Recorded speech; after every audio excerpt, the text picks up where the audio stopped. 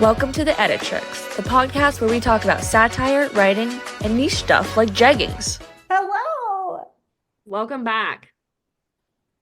We took a little hiatus, but we're back. We're so back and better than ever, you all.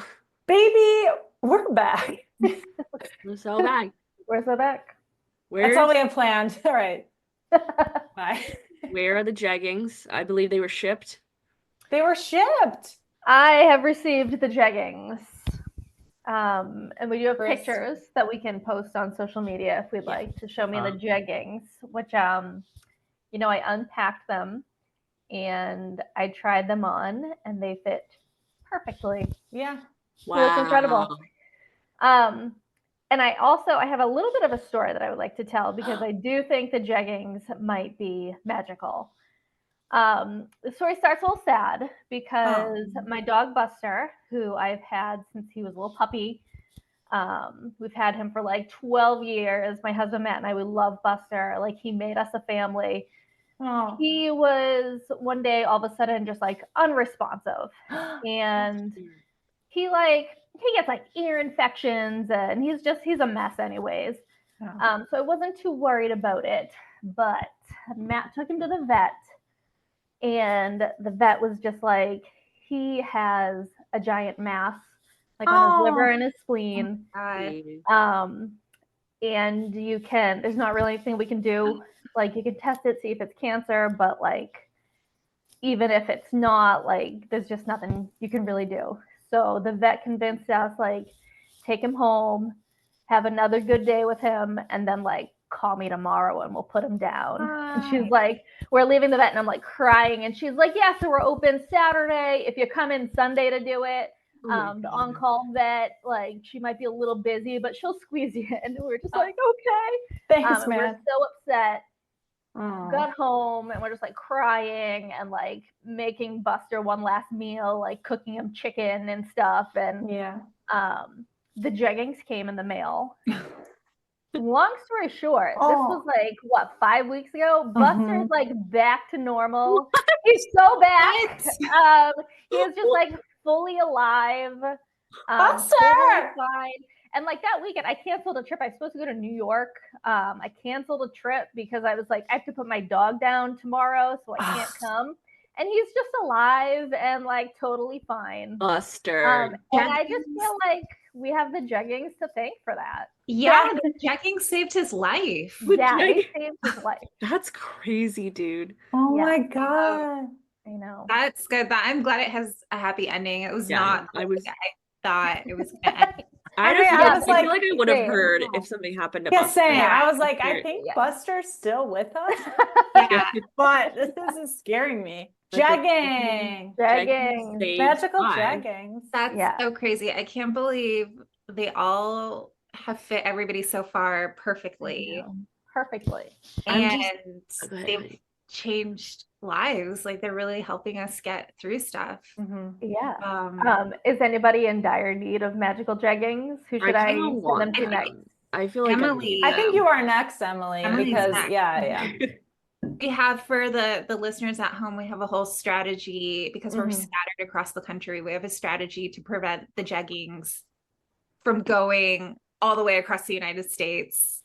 It'd be less shipping. It's an elaborate strategy to keep shipping costs down by going from Midwest to East Coast to Midwest to West Coast. Yes.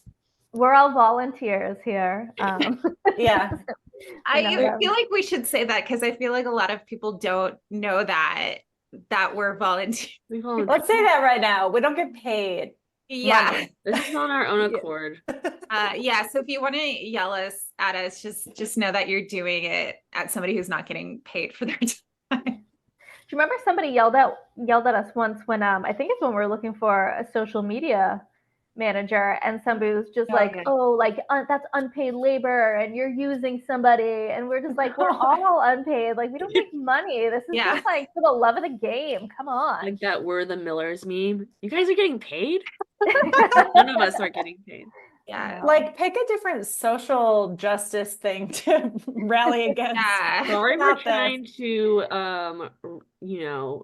what's it called?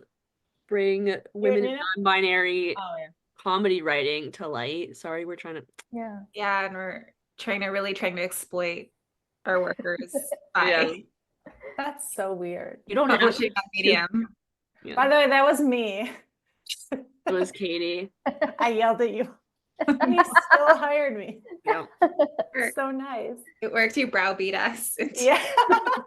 I bullied you into this unpaid, unfair, against labor law job. That said it was effective because you're the only one who has a 401k from the Belladonna.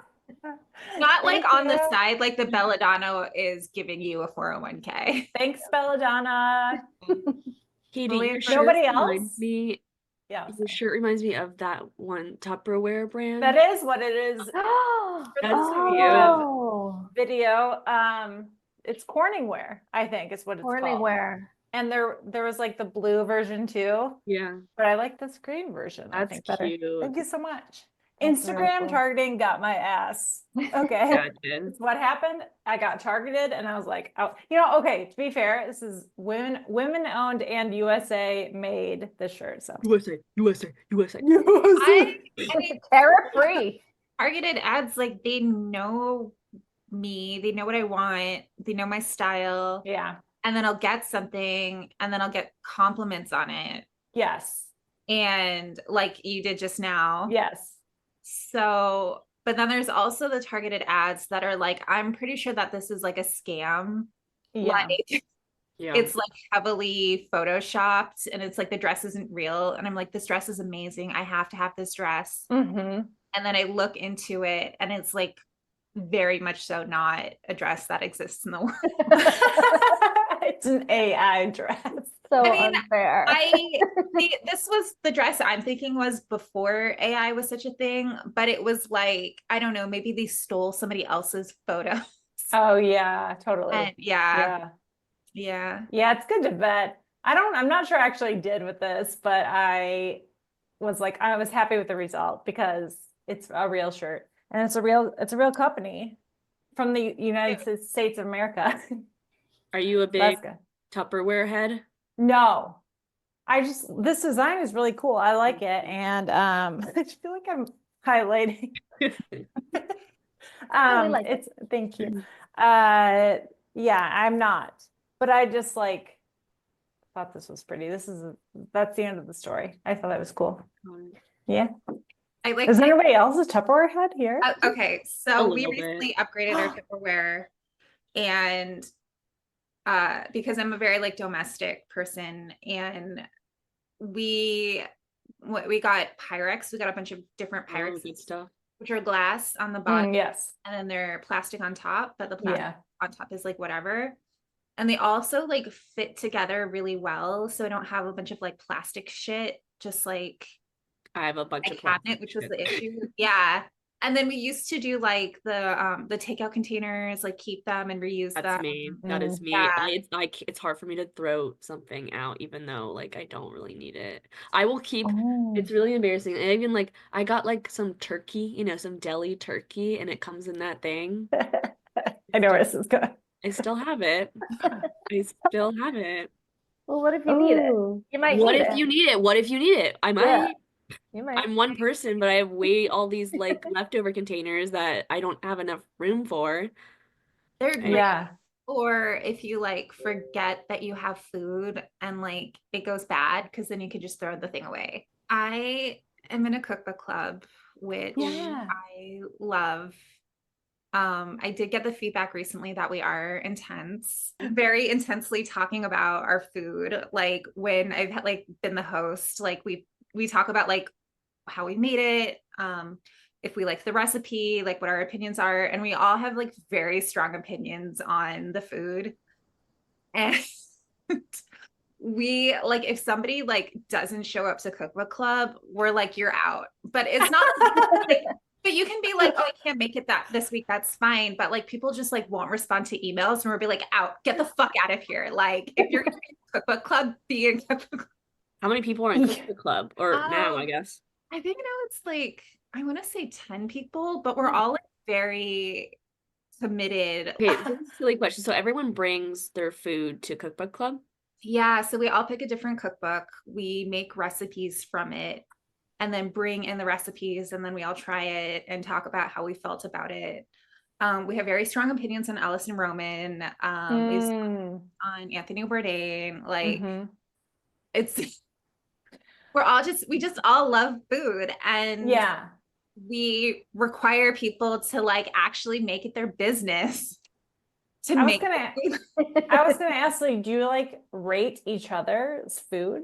Do you No. like okay. It's non-competitive. Okay. I kind of think you should. And that it should be Instill that. competitive. Yeah, Well, I'm yeah. wondering, And like, report what back. if it's not the recipe and it's actually someone's cooking? It's the reason it's not good. Yeah. Then get the Find fuck out of that. cookbook club. Yeah. Like, Get the you don't fuck belong out. here.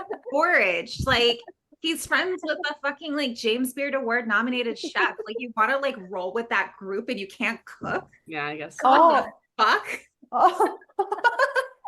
Get out of here. Go to amateur hour. Yeah. Don't go You're to fucking club. you're never gonna make it in cooking ever again. Fuck you. You're not gonna make it in this fun social cookbook club for other writers to get to know each other. Yeah. It sounds so fun though. I'm serious. Like besides that it's no, you said it's not competitive. So like, but just like the whole getting together, doing something you all love to do. What you said, it's monthly. It's monthly. Yeah, it is a lot of fun. I do feel like we're all like food bonded. There's like camp bonding and then like food bonding because we all share a meal together like every month. So it is, I don't know, there is something kind of like cozy about it in that way. My boyfriend did say he played on a very like competitive, unnecessarily competitive adult soccer, like amateur soccer league. Heard of those. Yeah, and he's like, you guys are the food version of that. Funny. But it is, yeah, I genuinely look forward to it every month because it gives you an excuse to like try new recipes. And I'm literally making a 3-day pizza dough right now that I learned about in Cookbook Club. 3 days. Again, sounds intense because it does take 3 days to make. But it's not intense, I swear. Okay. I'm in Chicago and Katie's moving to be closer to me. So in like half a month. Crazy. Yeah. But yeah, I'm moving at the end of the month to Chicago, Illinois. What are you most excited about moving, and what will you most about Michigan? Michigan, my family, but it's 3.5 hours away. It's really quite close. Depending on traffic. What I'm most excited about is I am a city person, so like it just having stuff around me again, because like right now it's so car dependent, and I just won't go out of my house. So I won't like do stuff, but I've been just like coffee shops, people I know in Chicago, also known as Emily, and other people, and just like having and comedy is so good there. Yeah, so good. I love walking around, and I don't know, I also love being in a city. Yes, it elevates my mood a lot. Personally.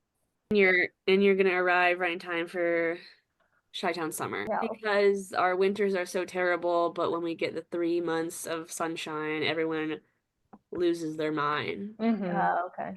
And it's like paradise because it feels like you're on a beach, because Lake Michigan looks like you're on the ocean. The ocean, yeah. That's pretty cool. I feel like people don't quite understand the Great Lakes if they've never seen them or have been to them. I'm not trying to be like, yo, you don't know, that kind of person, but like we're, the middle of the country, we have to have something. And so the Great Lakes are crazy. They're huge. They're just what the name says. Like they're especially Lake Michigan really is my favorite. It's so, the beaches are so beautiful, and it just looks like the ocean, but it's better because it's fresh. I had never seen a Great Lakes before until like a year or two ago when I was flying into Chicago just for a connecting flight.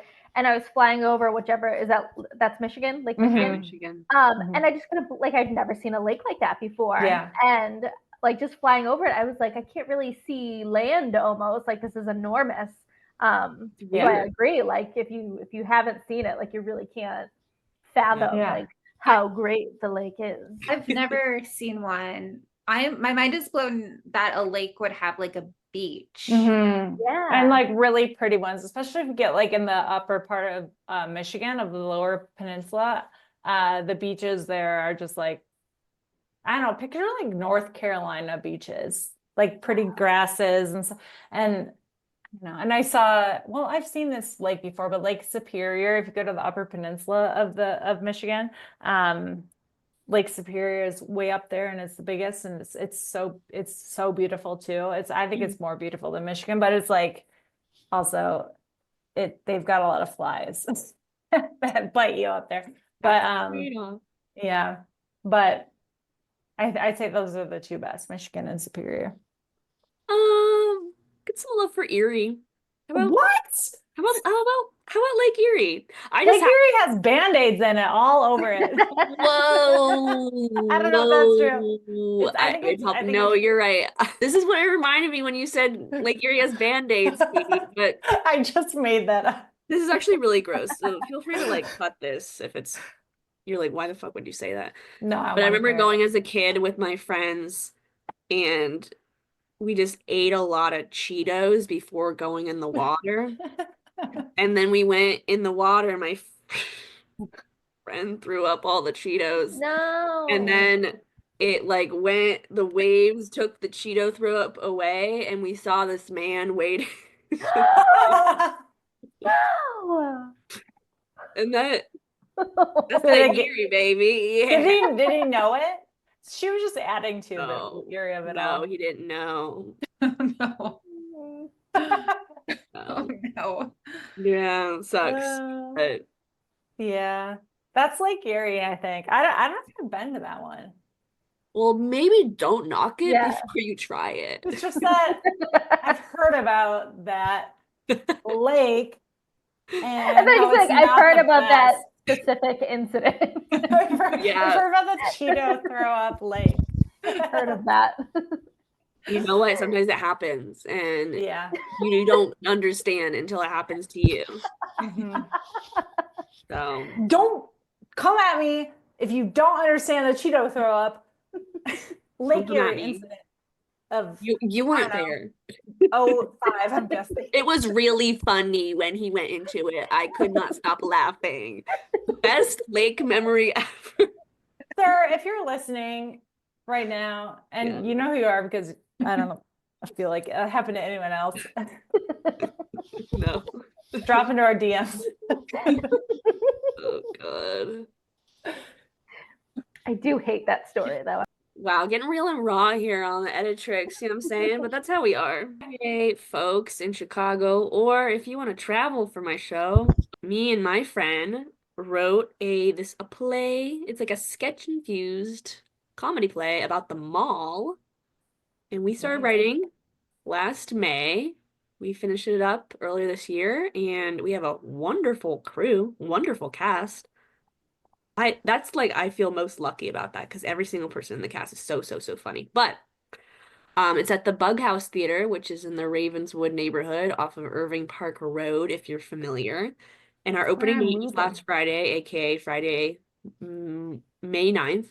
So we go for 3 more weeks, May 16th, May 23rd, and May 30th, all at 9:30 p.m. It's a funny show, folks. It's fucked up and weird too, but in a good way. Yeah. Kind of like fucked up in the same way the Cheeto throw up is, but in a good way. Cheeto bad, show good. See, we have to keep that story now, or else that wouldn't make sense. Yeah. But it is based on me and my friend working in retail and how a lot of middle managers in retail just want to keep you there forever. I love that. Oh, the devil is in the retails. I forgot to say that. And yeah, you can find us on Instagram. But Katie might try and show up because she is moving in on that day, so we'll see. But if she doesn't, we're recording the show. It is right off of the Irving Park Brown Line station. Yeah. Just you only walk like a block, Mm-hmm. and we're there. I think I can do it. I think you should. Ready? At Exactly. 1:30. Katie or Emily, you know. Hold me to it. Hold me Find to her. it. I need your help. Love that you're, like learning about producing and stuff and getting Mhm. experience in that, because that way you can produce our Belladonna live show. Yeah. When I we was gonna do bring that. it up, Oh but my you gosh. did. Did we announce Is it that what yet? you're gonna say? No, we haven't announced it. Oh my God. Whoa. Right now. We're doing a Belladonna live show in the fall. Yeah. We're gonna do That's all we got so far. What do you say? That's all we got so far. Yeah, that's it. For plans that we are doing one. Yep. I It's am gonna be fun. excited because it's going to allow me to do cold tourism, Oh. where I go somewhere where it's cold just to like wear an outfit. But that's something to look forward to. Yeah. We'll can't talk wait. about that more when we have more details, When we which figure is it out. any details. We've got some ideas, Yeah. in there somewhere about what it will look like, kinda. We do. But we're not gonna say it No. because we're not gonna give it all out at once. Gotta Nope. keep you all on your toes, coming back for more. Ooh, are they gonna talk about the Belladonna live show again? Ooh. Yeah. What Yeah, if you're how a do I get person in? who, right, exactly. Like, what if you've written for us and you want to come and you want to come to Chicago, or you live in, I think that's where we're going to have it, right? Yeah. Two of you are already there. So yeah. Yeah. We'll do in Chicago. And Yeah, actually, I really want to go to Chicago because the only time I've been there has been at the airport. But I just felt really like good and right. I think it's like very similar to Boston. It I is, just felt like Kristen. very They're at home. similar cities, and I feel the same way about Boston. I really like Boston. I really like Chicago.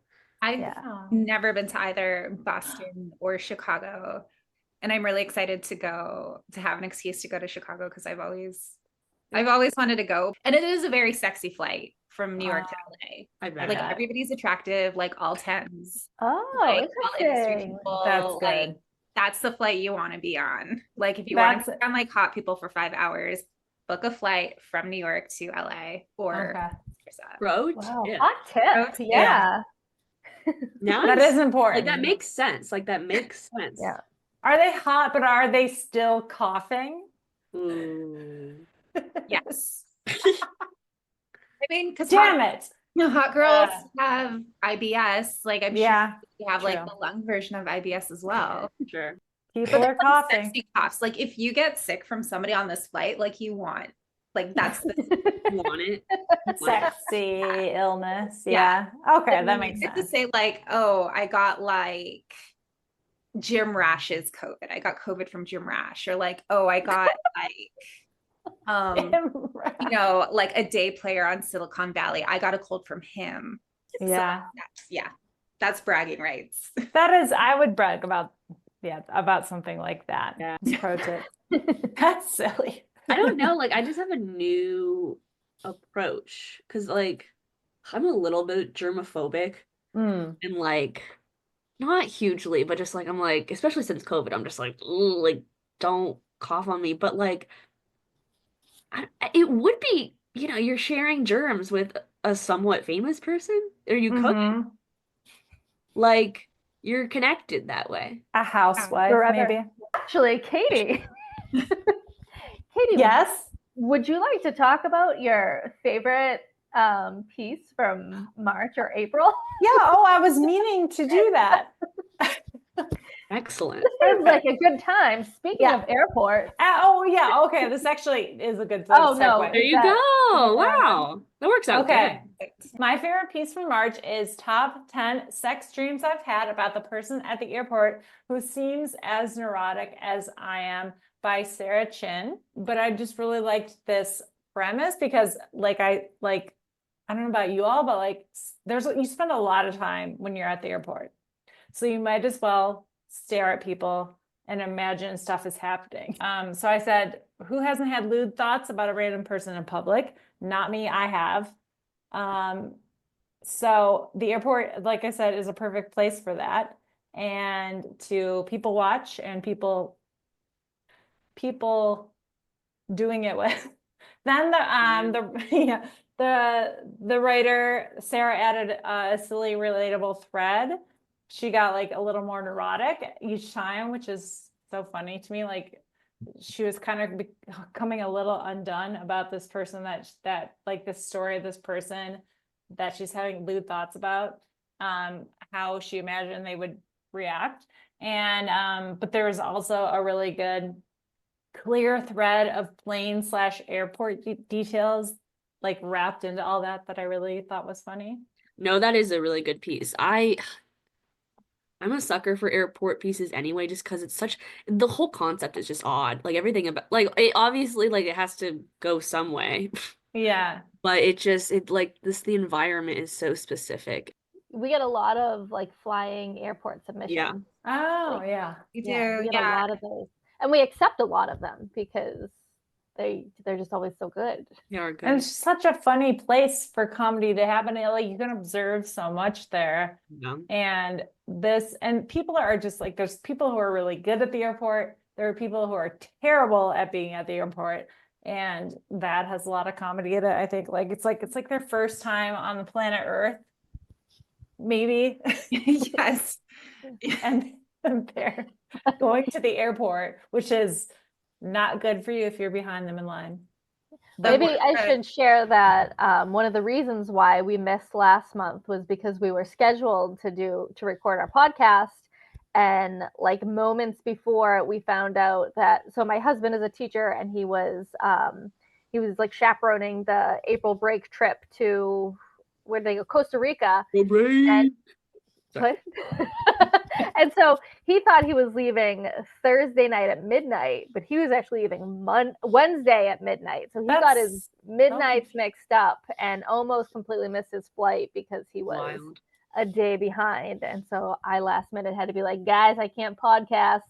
I have to go to TJ Maxx and buy my husband some socks. That is so lucky that he realized the mistake, because I feel like they're not nice when you make a mistake. They're not nice when they make a mistake. And right. When you make a mistake.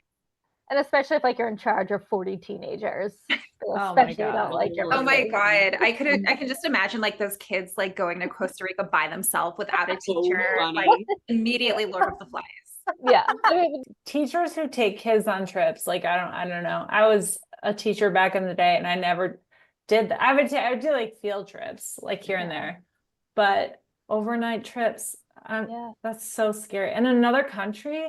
Yeah, 11. They were gone for 11 days. Hey, speaking of traveling abroad, Heidi, did you want to talk about your favorite piece from March or April or May? I did, yeah. So my favorite piece from this is from April is, did I ever tell you I studied abroad in Italy 10 years ago?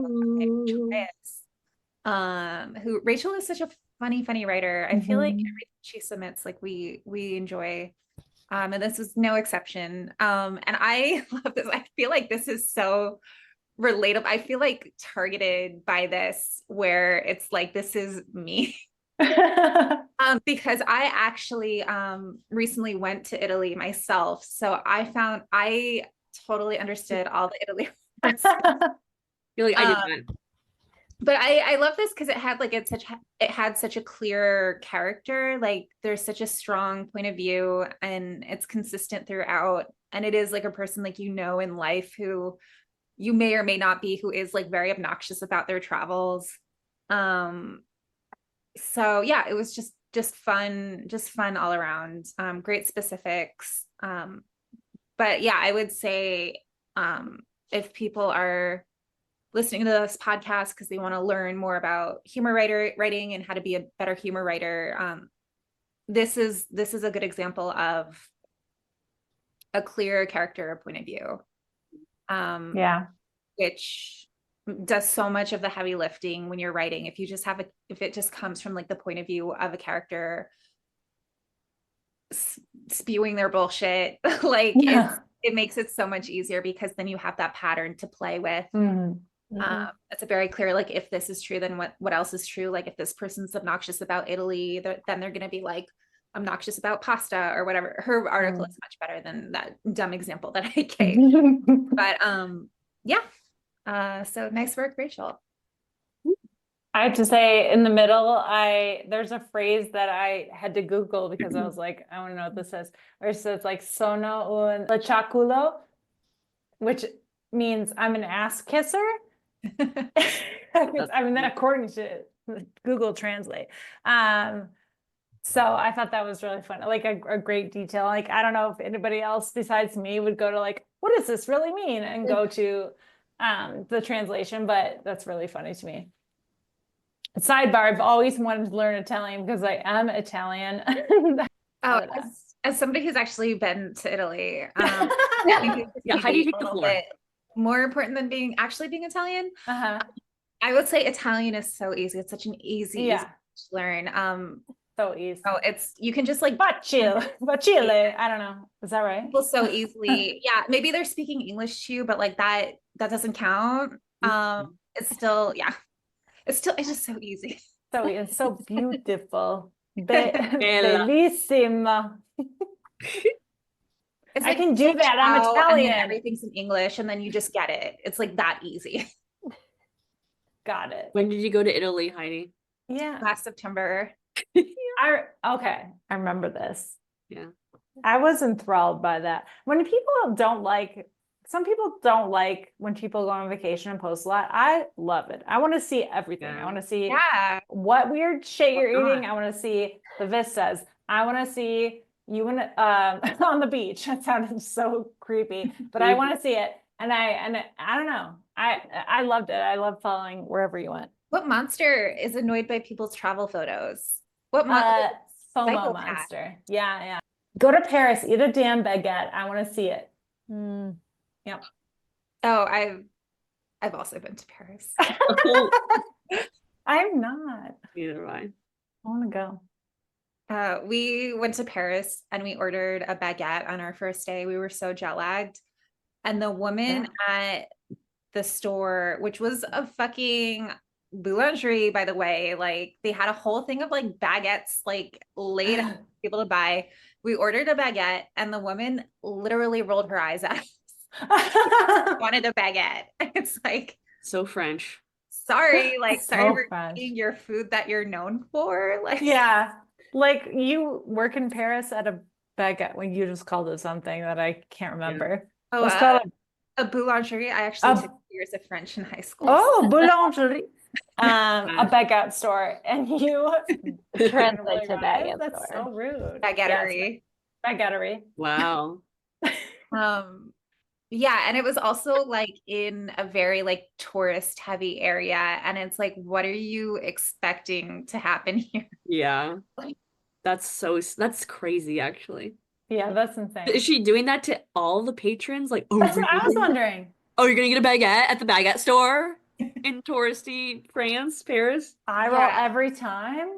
I don't know. It was just maybe it was just her. I feel like there was a lot of eye rolling in Paris. I feel like that's just how they are. Yeah, I've been to France a couple times. And so Matt, my husband, he's a language teacher, so he speaks Spanish and he speaks French. And we were in Paris, and I think he wanted to ask like directions or something, and he stopped a woman on the street, and I think he started speaking to her in French, and his French was pretty good. He's a French teacher, and she said, "Oh, I'm sorry," and like she was clearly from Paris, and she was like, "Oh, I'm sorry, I don't speak French," and he was like, "Oh, good, because I also speak English," and she just like kind of panicked and like left. Oh my God. And so she was like, I do not want to have this conversation. Like, whatever language you speak, just get away from me. Oh. Yeah. So they're not into us. They're not. No. Hate us because they ain't us. No. Because we have baguettes too. Good for them. Yeah. We have them over here too. Mm-hmm. Yeah. Our baguettes are fine. I bet you would be jealous if you saw our baguettes. Yeah, they're way bigger than yours. Speaking of eating at restaurants. Whoa. Oh my gosh. Wait, yeah. Wow. My favorite piece from April was "If you violate our no substitutions rule, there will be consequences" by Laura Berlinski. I believe it's Shine, but I think this was definitely my favorite piece of the month because one of my favorite things ever in satire is when someone chooses a super duper, extremely niche little thing and Yeah. just goes down on it so hard, just like beats it to death. And like and Laura did such a good job with this because the way that she escalates and heightens um the substitutions is like so impressive. Like every time I don't think that she can escalate it any further, she does. And it's just such a, I don't know, just like such a well-rounded piece. It's just very satisfying. I just really enjoyed like the nicheness of it. Um, and then just the escalation is just was so good. I feel like she's really good at niche Yeah. stuff. She's Yeah. my favorite. Like it's just something that we've all experienced, but like don't really maybe take in fully. Like Yeah. you know it's there, but you don't realize it. And then when someone points it out, you're like, oh yeah. Like in comedy, we tell the truth. And this was just the truth that is just not very top of mind. But when it's pointed out, you're like, oh yeah, that is such a thing. Yeah, it's a lot of comedy is saying the truth in a way that's like unexpected or different. It makes you laugh. Like you see the absurdity in it. Speaking of waiting 15 minutes to eat. Oh, that was Well good. done. Well done. After you eat to get in the pool. Speaking of that, I guess I'll just dive right into my favorite. Oh! My favorite piece of this one. Oh, this was actually from late March because I wasn't entirely clear on which month we were choosing from. But I chose Wendy Fontaine's Swim Mom application form, which I love because I guess I am technically a swim mom because all of my kids are really good swimmers. But my husband Matt, who I've mentioned like 100 times this podcast, just like he has the most random life, but he owns a swim team. And Wait, so owns? What does own mean? Yeah, we own a swim team. What? So yeah, I I knew don't know. coach, but I didn't know you guys owned one.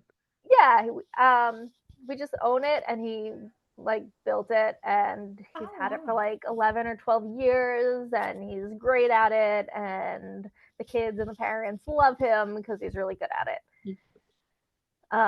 Wait, I'm sorry. Can I just ask one question? Yeah. So you have this, he has this team, and do like new swimmers come in and you like try out like every year or something, or? Yeah, he just kind of has like an open enrollment. Okay. Depending on like usually during like the swim season he's full, and then in the summer kind of drops off while people do other things and people join. We also do swim lessons, and those kids like as they move up they join the team and stuff. Okay. Cool. He rents a pool. So we don't own a pool, so he owns the team, but he rents the pool time. So that being said, so because he owns the team, like I sort of get to like not be involved with our kids being on the swim team. So a lot of Wendy's piece, I'm just like, oh my God, I'm just like so happy that I don't have to be a part of this, but my kids still get to enjoy swimming. But what I liked about this was that, you know, a lot of the times we give the note that, you know, we tell people like, oh, this doesn't heighten enough. It needs to escalate, like heighten further out of reality. But this one, she didn't really do that too much. She just kind of stayed with the facts, and like, it was more of like observational humor. But she just like took all of the details and like fully covered everything. And sometimes I think people struggle with like having enough to say. And I think the format of this one maybe helped a little bit with that, where it was an application form, and she just mapped what an application form would look like. And so that kind of helped her move along and find different ways to bring up different details and stuff. And there's just like a lot of funny, like very specific details in here. And I just like she did a really good job with it. Very funny. I also like one other thing that I wanted to say about it was that sometimes we read things, and if it's about like a TV show that we haven't seen or a book we haven't read, and sometimes it can be hard to you know, judge a piece that we don't know what it's referring to, but then sometimes somebody finds a way to do it where even though you don't understand the references, you still like get that this is good and it's still funny. And I thought she did a good job with that too. It's like getting so dark in my room right now. I'm like, I can't even see anymore. The sun went down. I think that this adds to it. The drama of you. Wow. Who is Matt? Yeah, bring him in. He could be our next guest. Next month's guest is Matt. And you guys wrote a piece together one time, right? Oh, you We did. Yeah, we were McSweeney's together. That's so Dabbles cool. in everything. He's a jack of all trades. Oh my God. Did I actually show you guys like the wooden sign that my friend made me? No. We had somebody take our McSweeney's byline in the McSweeney's font, and he does wood burning, and so he made like a wood sign, and so like hanging above our dining room, it's just like the by Kristen Mulrooney and Matt Mulrooney. That font is so specific. Yeah, it really is. Yeah. That's really really cool and special. Can I ask Kristen, does he doesn't like really do that much comedy writing? Did you like just bring him in? Yeah, so he's not a writer at all, but he's very funny, and he's really the only person that I have like read my stuff before I submit it, and he usually has like a little joke to put in there, and he's really good at brainstorming, like much better at brainstorming than I am. So the piece we did was a list. It was I forget the exact title, but it was just like, are you a parent of small children or a common raccoon? So it's just a list, and so it's just like, Matt, go quick, brainstorm. And he gave me a few things, and usually just kind of like steal his ideas and put my name on it. But I was just like, you're writing this with me. So that's so cool. Yeah, so we did that one together. Oh, that's cute. I love that. Yeah, that was exciting for me. Yeah. So I've tried. Okay, so I'm gonna get some tips from you because I've tried to co-write things, or he'll. My husband Andy will have an idea. And I'll be like, cool, okay, I'm gonna get some stuff and we're gonna do this, and then he'll be like, never mind. So if you're listening to this live or otherwise, I would like to hear some tips on how to do that, because I think that would be so fun. Yeah, it was really exciting. My tip, I guess, is just do a list, and lists are good. That way he lists thinks are good. Yeah, lists are my favorite anyway. Me to too. read, to write, it doesn't matter.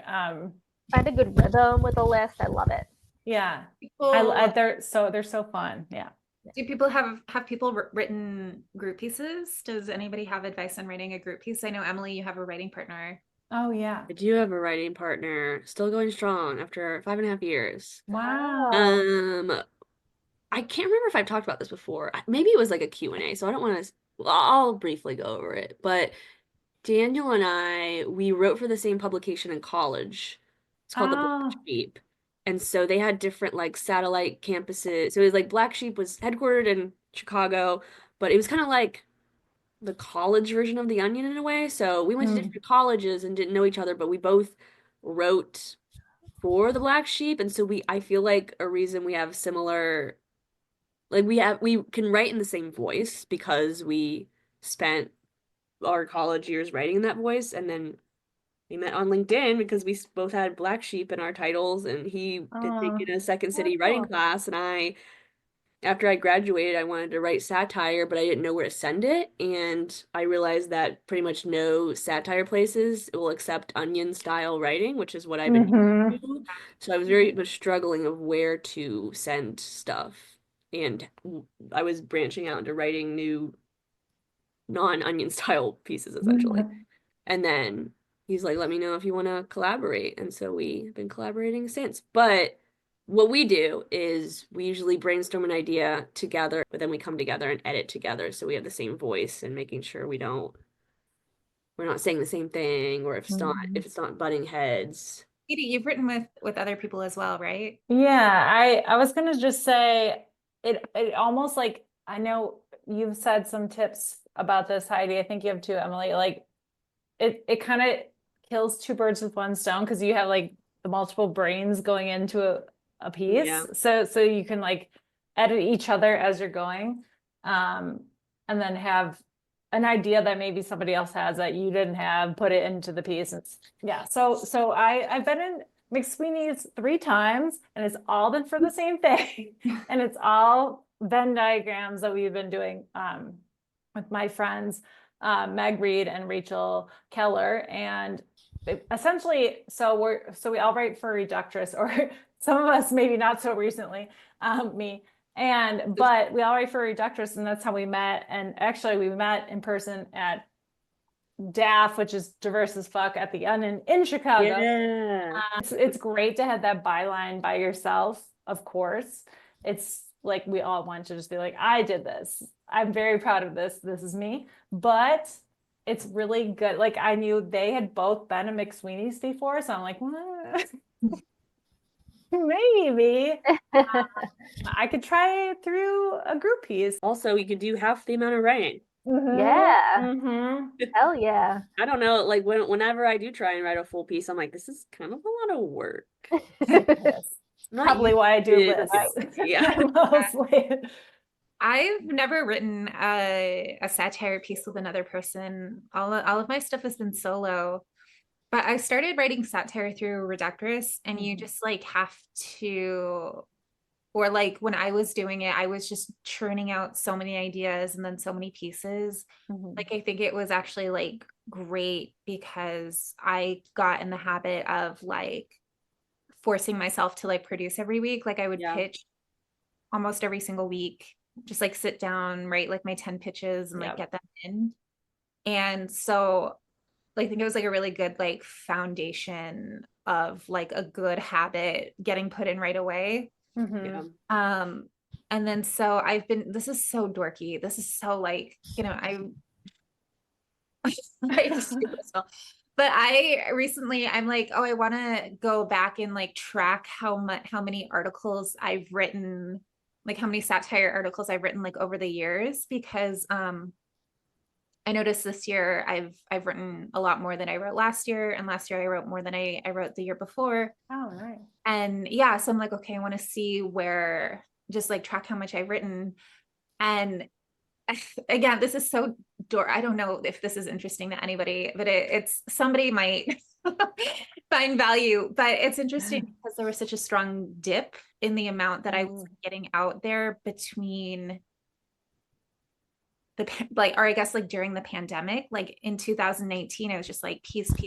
And then it just dipped so much. Now I'm like, okay, well, maybe I can get back to like when I was just like getting stuff out, because I don't know that I guess it's like to some degree like a discipline of like getting just your work out there. I feel like that's, I don't know, that's a great place to be in, because you're really that's when you're a writer.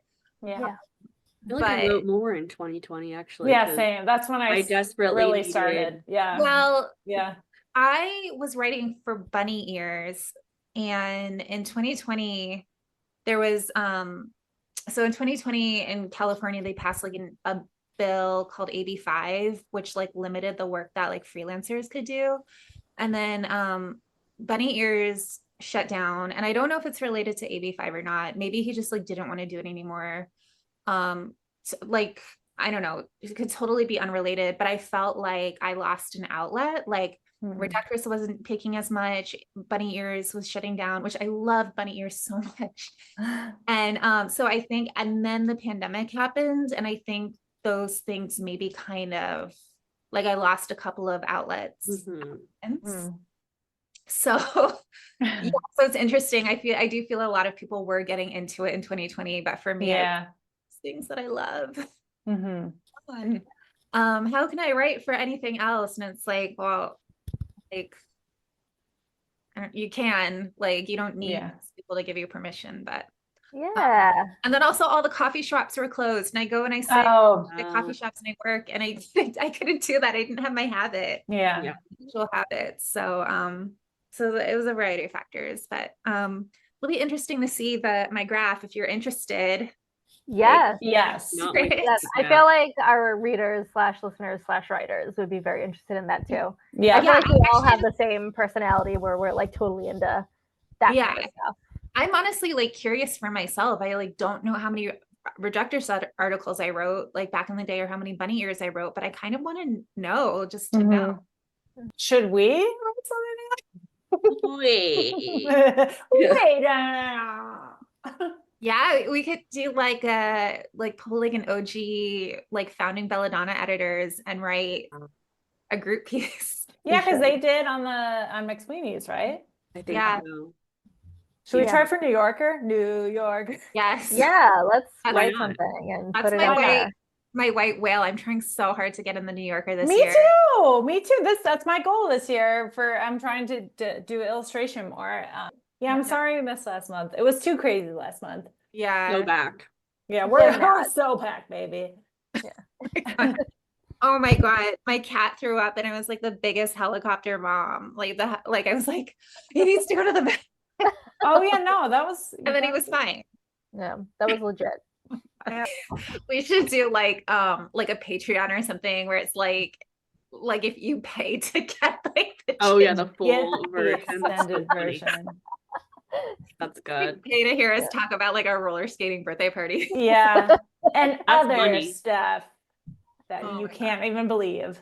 Find out Heidi's age. If you pay us money, Heidi will drop $5 her a month. age. Thanks for listening to our podcast called The Editrix by the Belladonna Editrixes and me, a social media coordinator. X. We're back. We're so back. We're back. See you Bye, next everybody. time. Bye. Bye.